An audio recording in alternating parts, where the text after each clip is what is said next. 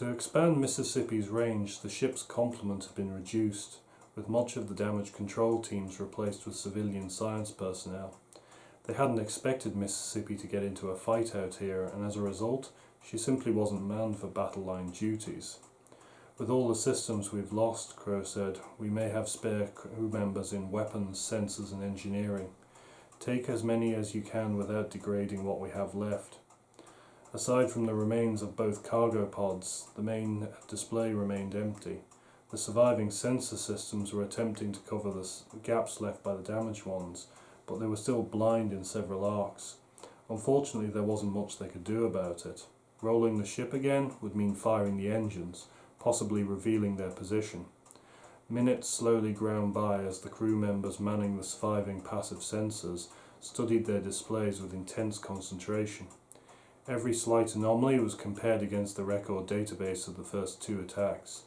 The intense silence was broken as the helmsman coughed, causing several members of the crew to start violently.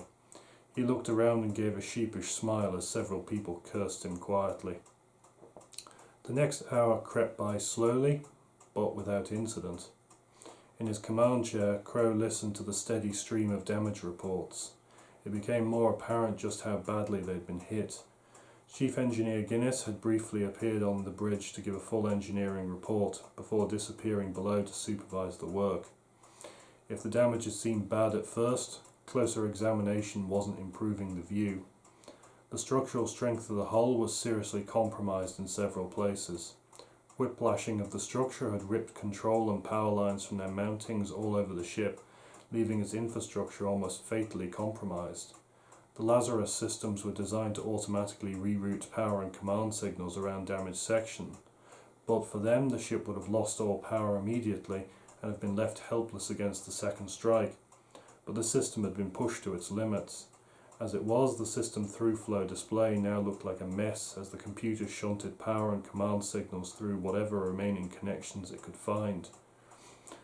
There was simply no slack left in Mississippi's system. Another hit, even if the hull held together, would see them dead in space. The sickbay had finally given a toll on their losses. 10 of the crew were now known to be dead, and 19 were seriously injured. Worse, 2 members of the ship's civilian science crew were missing. They had been in a section that had been opened up to space, and Crow could only pray that they had already been dead before the remaining pressure had blown them out. The alternative was literally the stuff of nightmares. Finally, 3 ratings were still trapped in B turret.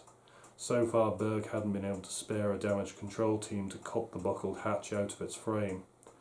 With the ship's crew complement virtually gutted, any walking wounded personnel were having to stay on duty. The ship simply didn't have enough healthy crew left to run without them.